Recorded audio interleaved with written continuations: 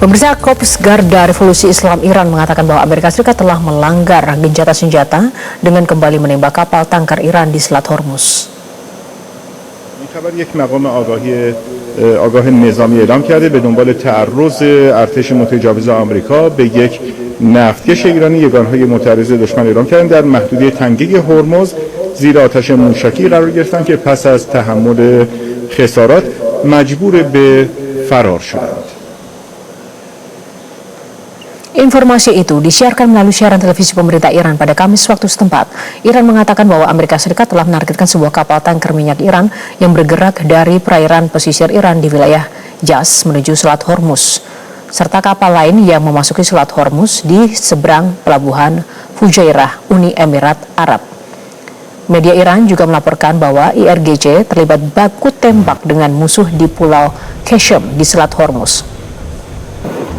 Komando Pusat AS atau CENTCOM membenarkan bahwa serangan ke kapal Iran terjadi. CENTCOM menyebutkan bahwa sebuah jet tempur Angkatan Laut AS jenis FA-18 Super Hornet melumpuhkan kemudi kapal tanker MT Hasna setelah awak kapal mengabaikan peringatan dari militer AS. Selain itu, kantor berita Iran Fars melaporkan bahwa beberapa ledakan juga terdengar di dekat kota Bandar Abbas, Iran. Fars mengatakan bahwa asal dan lokasi pasti suara tersebut masih belum diketahui.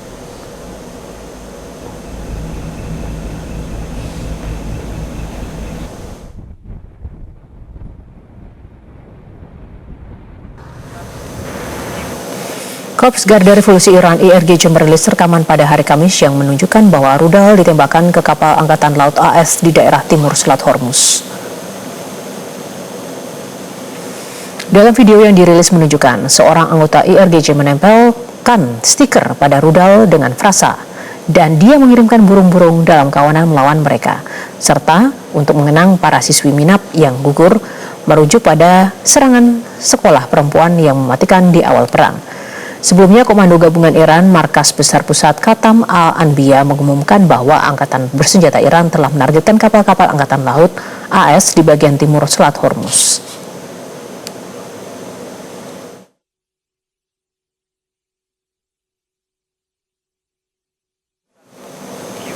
Presiden Amerika Serikat Donald Trump menyebutkan bahwa rentetan serangan baru AS ke Iran di Selat Hormuz sebagai peringatan kecil untuk Iran.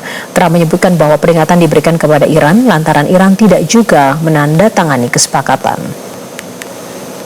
After these strikes, is the ceasefire with Iran still on? Yeah, it is. They trifled with us today. We blew them away. They trifled. I call that a trifle. I'll let you know when there's no ceasefire. You won't have to know. If there's no ceasefire, you're not going to have to know. You're just going to have to look at one big glow coming out of Iran. And they better sign their agreement fast. The talks are going very well, but they have to understand if it doesn't get signed, they're going to have a lot of pain.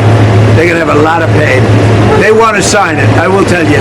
They want to sign it a lot more than I do. I think that's what you want to hear, fellas, right? Or you want to hear a different tone. It's the only thing they understand. They don't understand it.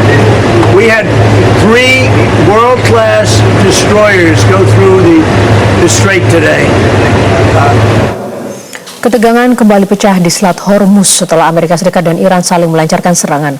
Konflik yang sebelumnya mendekati akhir kini justru semakin terbuka lebar kembali. Apakah dengan serangan yang dilakukan AS ke Iran di Selat Hormuz, maka pupus sudah negosiasi damai antara kedua negara tersebut? Kami akan membahasnya dengan analis geopolitik Dina Sulaiman. Mbak Dina, selamat sore. Iya, selamat sore, Mbak. Ya, Mbak Dina, militer AS kembali menembak kapal Iran di Selat Hormuz. Trump mengungkapkan bahwa serangan dilakukan sebagai bentuk peringatan kecil untuk Iran. Apa sebetulnya menurut Anda yang ingin disampaikan oleh Trump ini? Baik Mbak Yohana, yang saya pikir Amerika Serikat khususnya Trump ini sedang berusaha melakukan eskalasi tapi juga terbatas, karena kalau betul-betul menarik pasukan, kalau betul-betul menghentikan serangan, maka yang terjadi adalah kekalahan ya. Artinya Amerika Serikat mengakui kekalahan dan ini sangat buruk buat citra Amerika Serikat. Amerika masih ingin mempertahankan image bahwa militernya masih mampu mengendalikan situasi dan masih perlu menjual tanda kutip yang menjual citra kekuatan sebagai ini ya militer terbesar di dunia untuk menenangkan sekutu-sekutunya terutama negara-negara Teluk. Tapi kalau eskalasi total juga berat juga buat Amerika Serikat sehingga meskipun sudah menyatakan Project Freedom berhenti atau ditunda, ya masih terus melakukan serangan kecil tanda kutip. Tapi kita lihat bagaimana Iran juga melakukan serangan balasan. Jadi sebenarnya memang situasi ini masih berusaha dimanfaatkan oleh Amerika Serikat untuk menekan Iran. Tapi di saat yang sama Iran pun juga masih terus menunjukkan seperti selama ini yang terjadi, yaitu tidak bisa ditekan, masih akan terus membalas seandainya Amerika masih berkeras melakukan serangan. Tadi Anda mengatakan bahwa ini hanya serangan kecil, artinya ini tidak semasif yang kemudian diberitakan atau mungkin digembar-gemborkan sepihak oleh media Amerika Serikat, begitu ya Mbak?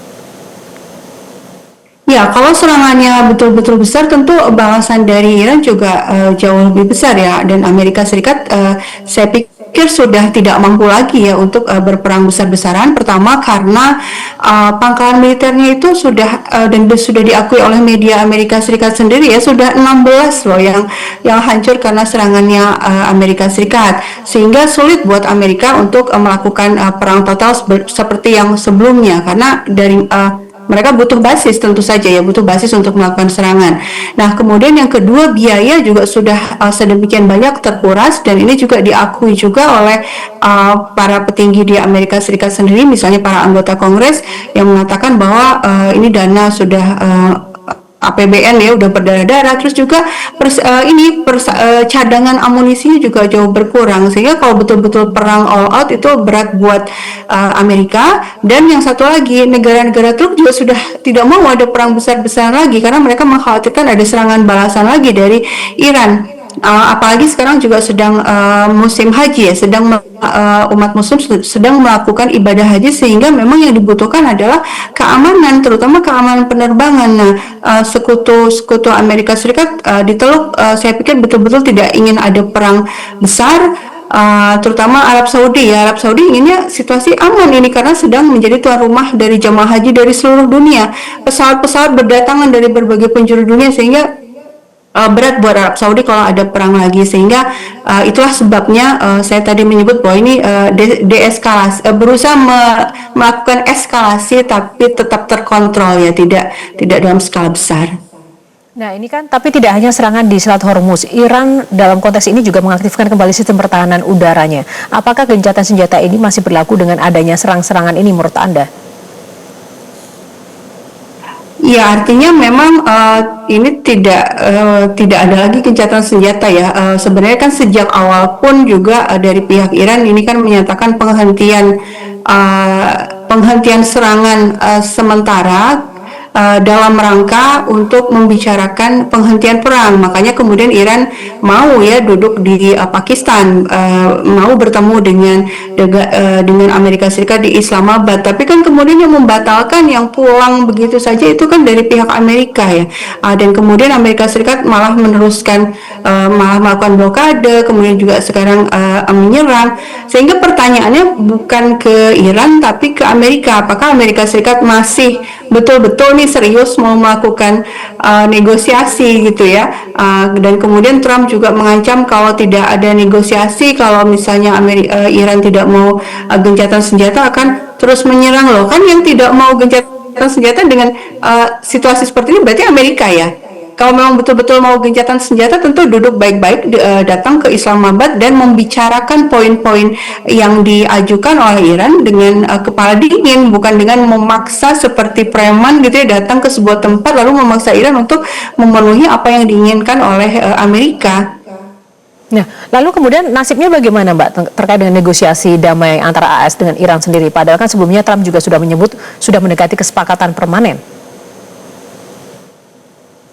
Iya, saya pikir situasi ini kalau Trump masih dengan sikapnya seperti ini, apa ya, berubah-ubah gitu ya. Kadang-kadang kemarin mengatakan menghentikan blokade, sekarang masih terus melakukan blokade, bahkan melakukan serangan. Tapi di saat yang sama juga menuntut adanya gencatan senjata, situasi ini nggak akan bisa selesai gitu ya. Yang bisa membuat perang berhenti itu adalah perubahan sikap dari Trump, perubahan sikap dari Amerika Serikat.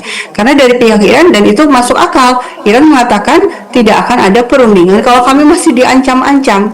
Ya, karena memang Iran punya kekuatan untuk bertahan, punya kekuatan untuk melawan, sehingga memang ini situasinya buat Iran itu dia lebih di atas angin, dia yang punya kemampuan untuk ini ya, menyodorkan poin-poin proposal, dan kalau itu tidak dituruti oleh Amerika Serikat maka ketegangan akan berlanjut dan negosiasi akan sulit untuk dicapai. Tapi apakah peluangnya ada? Tentu ada, selama Trumpnya memang berubah pikiran dan kembali bersikap rasional ya sebagai presiden. Seharusnya kan seorang presiden tidak seperti sekarang yang bergaya seperti seorang preman yang melakukan apa saja, bahkan kemudian melakukan ini ya, pembunuhan terhadap warga sipil di negara lain yang berdaulat.